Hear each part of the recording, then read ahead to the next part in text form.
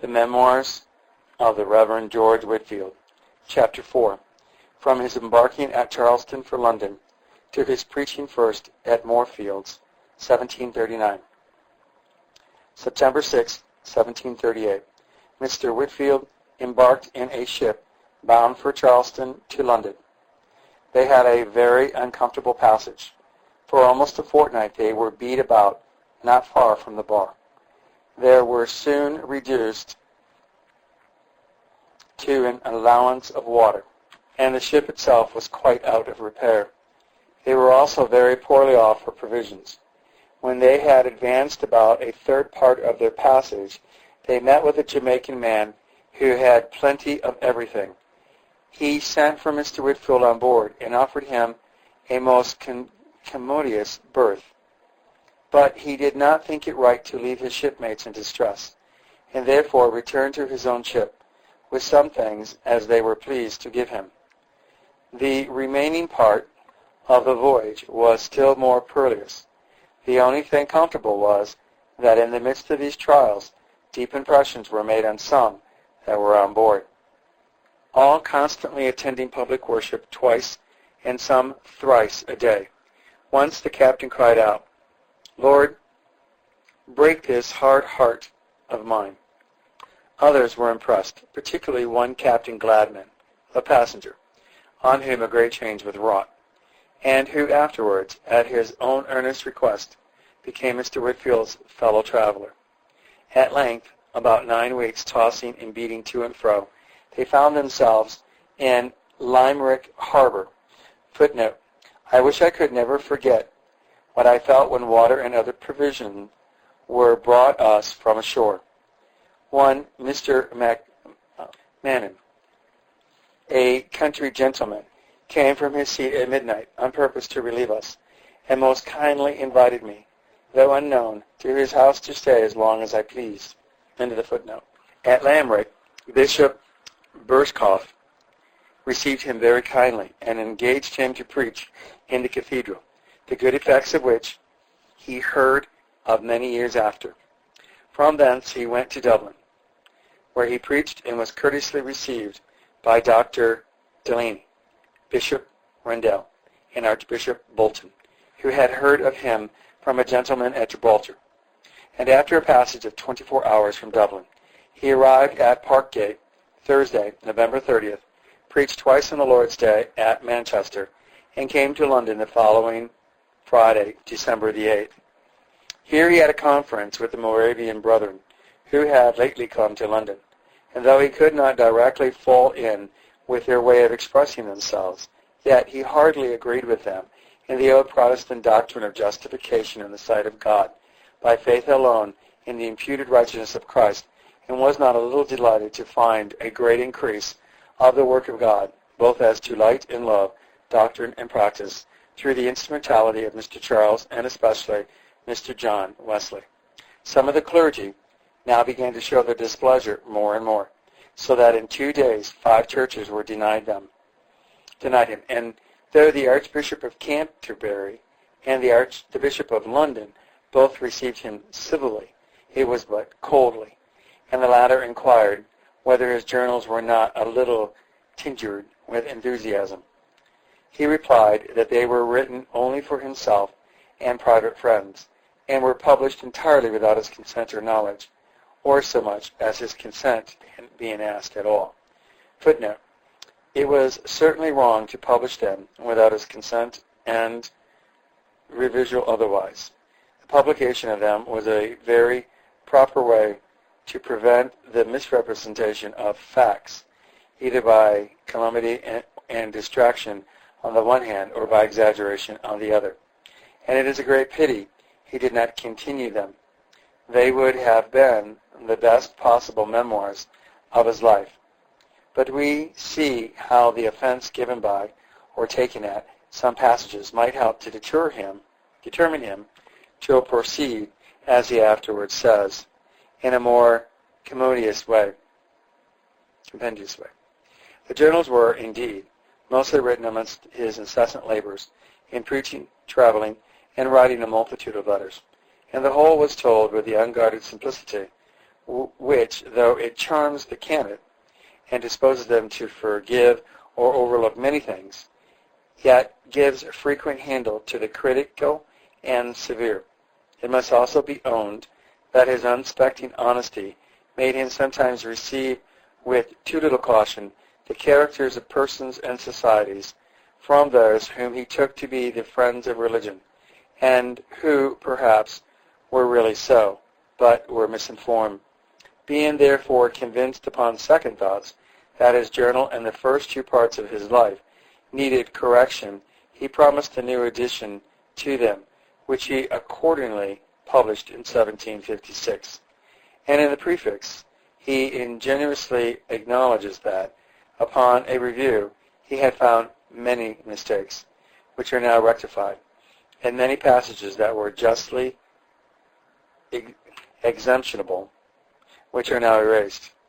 And in a note, upon September 24th, 1740, he writes, "In my former journal, taking things by hearsay too much, I spoke and wrote too rashly, both of the colleges and ministers of New England, for which I have already done when at Boston last. From the pulpit I take this opportunity of asking public pardon from the press. It was rash and uncharitable, and though well meant, I fear did hurt. But those corrections, while they show the author's candor and humility, do not affect the history of his extraordinary labors and success in the work of the gospel." End of the footnote. The trustees for the colony of Georgia received him more cordially, were pleased to express their satisfaction at the account sent them of his conduct during his stay in the colony, and being requested by letters sent unknown to him from the magistrates and inhabitants, they most willingly presented him to the living of Savannah, though he insisted upon having no salary, and as readily granted him 500 acres of land, whereon to erect an orphan house, to collect money for which, together with taking priest orders, were the chief motives of his returning to England so soon. Nearly a month elapsed before a board sat to make him these returns. But during that interval he was not idle. He and his brethren went on in their usual course, preaching occasionally as churches were allowed them. Footnote: God gave us a most pleasant gospel Christmas season, and such a happy beginning of a new year as I had never seen before.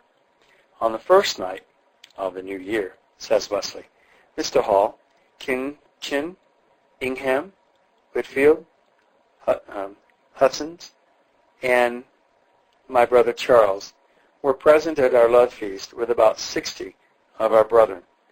About 3 in the morning, as we were continuing instant in prayer, the power of God came mightily upon us, insomuch that many cried out of exceeding joy, and many fell to the ground.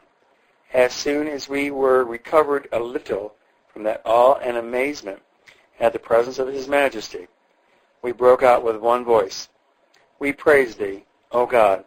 We acknowledge Thee to be the Lord." End of footnote. And though the church's wardens and clergy were adverse, yet the common people were rather more eager than ever.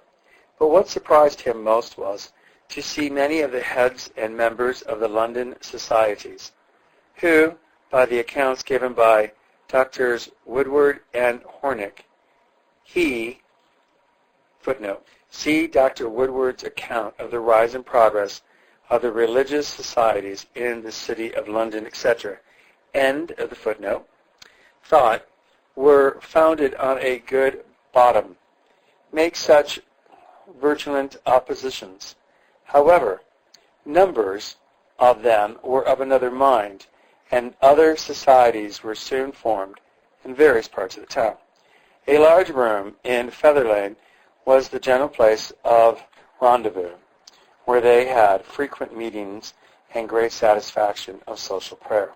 Footnote: it was a Pentecost season indeed. Sometimes whole nights were spent in prayer. Often have we been filled as with new wine, and often have I seen them overwhelmed with the divine presence and crying out, Will God, indeed, dwell with men upon earth? How dreadful is this place! This is no other than the house of God, and the gate of heaven. End of the footnote. At the same time, the people crowded into the churches that were open and were affected more than ever. And he and his brethren were so much engaged that for some days he could walk and preach and visit societies with very little sleep, and religious exercises seemed to be their meat and drink. January the 11th, 1739. He set out for Oxford to receive priest's orders from his good friend Bishop Benson. Footnote. Shortly after the late Countess of Huntingdon was brought to the knowledge of the truth, as it is in Jesus, Bishop Benson, who had been our Lord Huntington's tutor, was sent for in order to reason with her ladyship respecting her opinions and conduct. But she pressed him so hard with articles and homilies, and so plainly and faithfully urged upon him the awful responsibility of his station under the great head of the church, Jesus Christ, that his temper was ruffled, and he rose up in haste to depart, bitterly lamenting that he had ever laid his hands on George Whitefield, to whom he imputed, though without cause, the change wrought in her ladyship. She called him back. "My lord," said she, "mark my words. When you come upon your dying bed, that will be one of the few ordinations you will reflect upon with complacency." It deserves remark that Bishop Benson, on his dying bed, sent 10 guineas to Mr. Whitefield as a token of his favor and approbation, and begged to be remembered by him in his prayers. End of the footnote. Which he did the next Lord's Day, and having preached and administered the sacrament at the castle, and preached again in the afternoon to a crowded congregation, he returned to London, January 15th. As he had collected so much for the charity schools last year, he reasonably supposed that the pulpits would not be denied him for the use of the Georgia Orphan House this year. But the religious concern advancing and spreading more and more, opposition also increased. A pamphlet was published against his sermon on regeneration. Several clergymen made strong objections against him and his brethren for expounding in societies, and some people were threatened with prosecution by their parishional ministers for suffering them to expound in their houses. Yet this did not discourage either preacher or hearer. The more they were opposed, the more they were strengthened. Now new awakenings were heard of in various parts, and "What shall I do to be saved?" was the question every day repeated. All the pulpits were not as yet shut up. 2 or 3 churches were allowed him to preach in and to collect for the Georgia orphans and for erecting a church for the poor Salzburgers at Ebenezer. One Mr. Broughton having nobly on this occasion, application being made to him to deny Mr. Whitefield his pulpit, he answered, having got the lectureship of St. Helens by Mr. Whitefield's influence, if he insists upon it, he shall have my pulpit.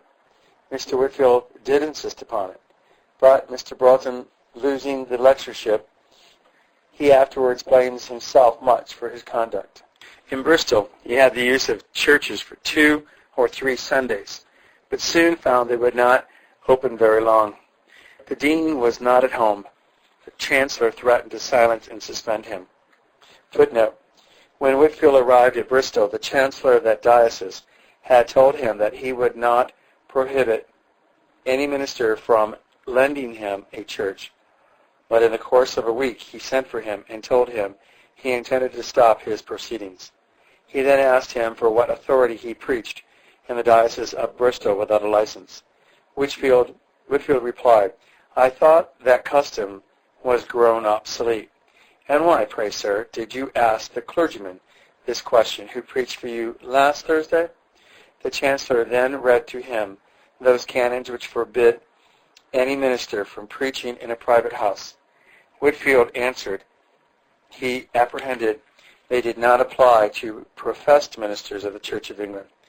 When he was informed of his mistake, he said, "There is also a canon, sir, forbidding any clergyman to frequent taverns and play at cards. Why is that not put into execution?"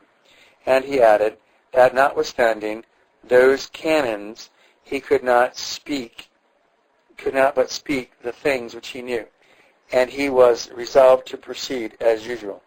The answer was written down, and the chancellor then said, "I am resolved, sir, if you preach or expound anywhere in this diocese till you have a license, I will first suspend and then excommunicate you."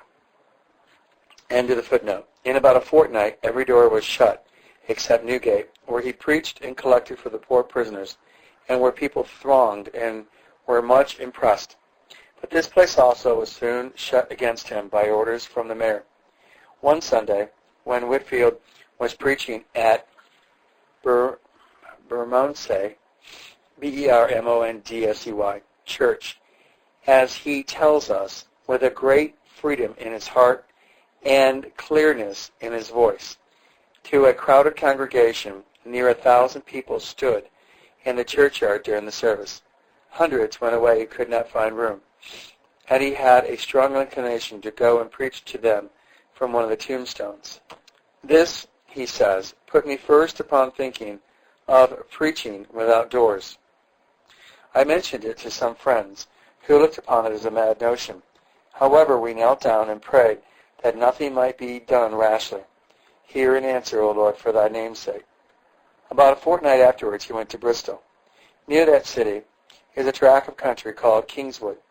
Formerly, as its name implies, it has been a royal chase, containing between 3,000 and 4,000 acres, but it had been gradually appropriated by the several lords whose estates lie about them its borders, and their title, which for a long time was no better than what possession gave them, had been legalized.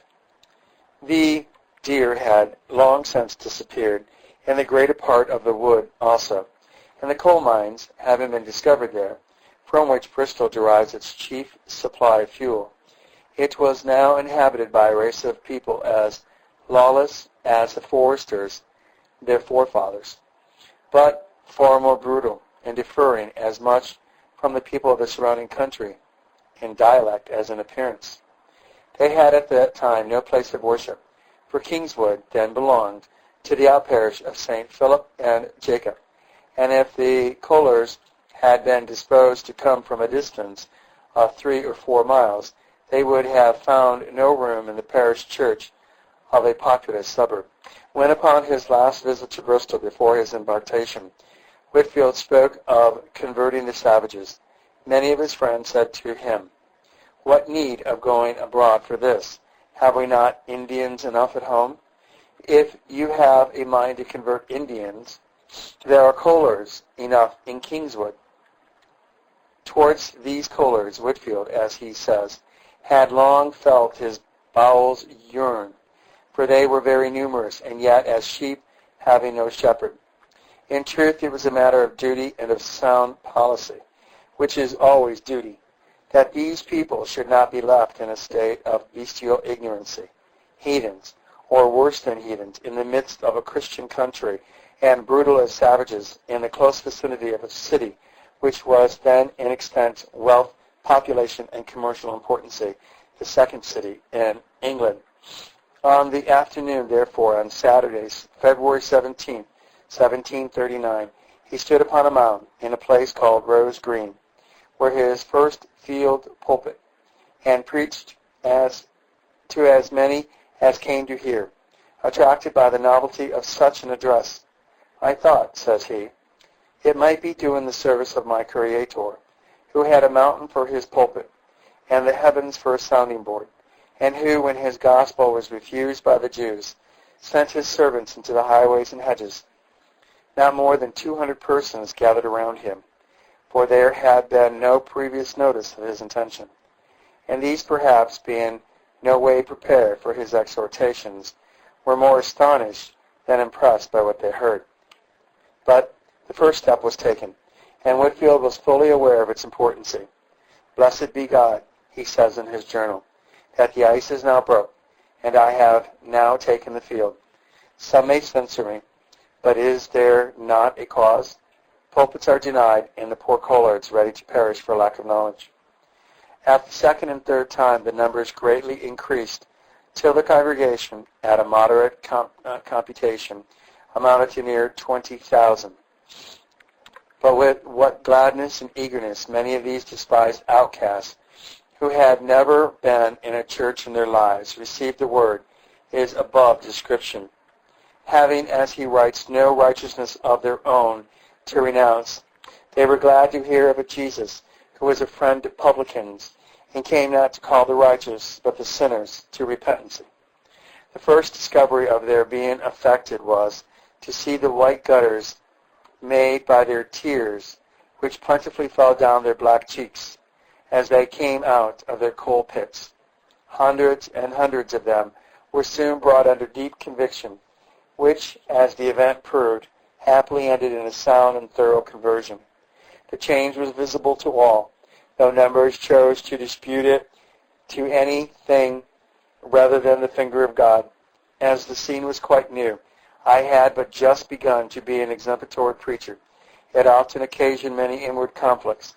Sometimes when 20,000 people were before me, I had not in my own apprehension a word to say, either to God or to them. But I was never totally deserted, and frequently, for to deny it would be lying against God, so assisted, that I knew by happy experience what our Lord meant by saying, out of his belly shall flow rivers of living water.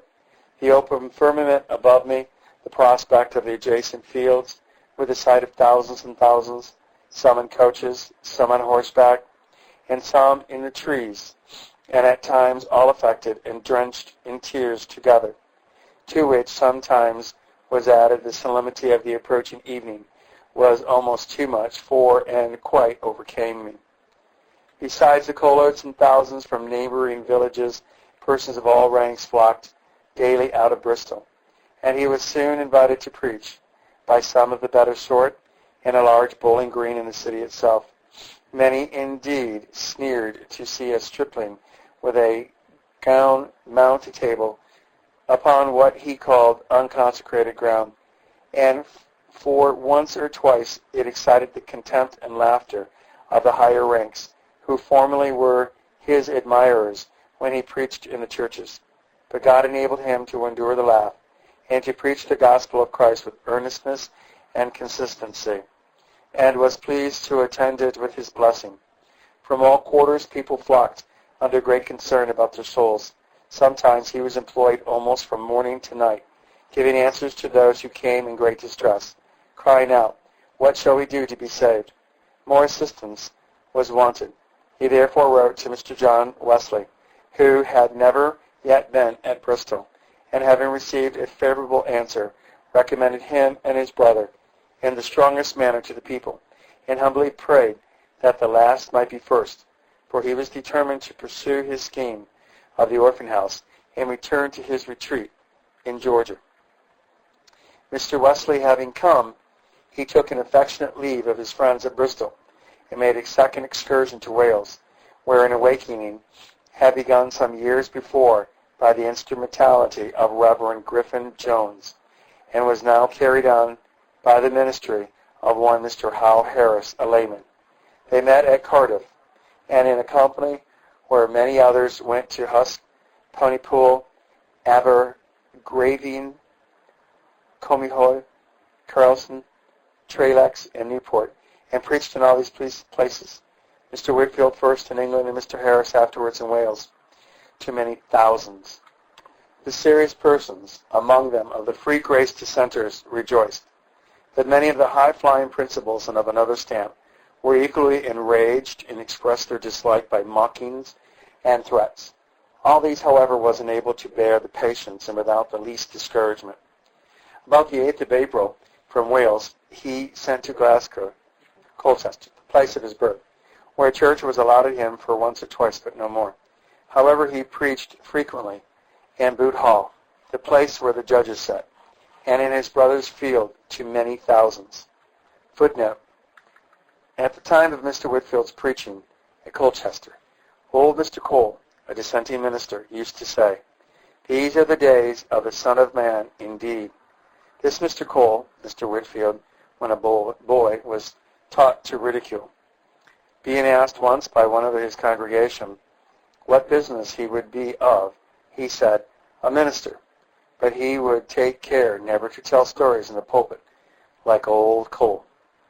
About 12 years afterwards, the old man, hearing him preach and tell some story to illustrate the subject he was upon, and having been informed that he had before said, made this remark to one of his elders, "I find that young Whitefield can now tell stories as well as old Cole."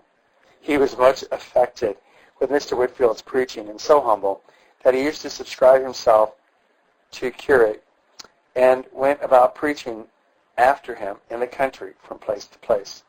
But one evening, while preaching, he was struck with death, and then asked for a chair to lean on, till he concluded his sermon, when he was carried upstairs and died. Mr. Whitefield's reflection upon this is, "O blessed God, if it be thy holy will, may my exit be like his." As to Mr. Whitefield's telling stories in the pulpit, some perhaps may find fault. But besides that, he had an uncommon fund of passages proper enough to be thus told, and a peculiar talent of telling them. It was certainly a means of drawing multitudes to hear him. He would not have attended to the truths of the gospel delivered in the ordinary manner. End of the footnote. His concerns for his countrymen, his fellow citizens, and his own relations made him forget all bodily weakness, to which, about this time, he was frequently subject, and he readily complied with invitations given to preach at Painswick, Chesterham, Evesham, Badsay, Strad, Chafford, places abounding with inhabitants, and where there is ground to hope many received much spiritual benefit. To wander thus about from place to place, to stand at bowling greens, at market crosses, and in highways, especially in his own country, where, had he conferred with flesh and blood, he might have lived at ease, to be blamed by friends and have every evil thing spoken against him by his enemies, was, especially when his body was weak and his spirit low, very trying, but still he was inwardly supported. April 21st, he again went to Oxford, and after staying a few days with the Methodists there, came to London, where he attempted to preach in Islington Church, the incumbent Mr. Stonehouse being a friend to the Methodists, but in the midst of the prayers, the church warden came and demanded his license, and otherwise he forbade his preaching in that pulpit. He might perhaps have insisted on his right to preach, yet for peace sake he declined, and after the communion service was over, he preached in the churchyard.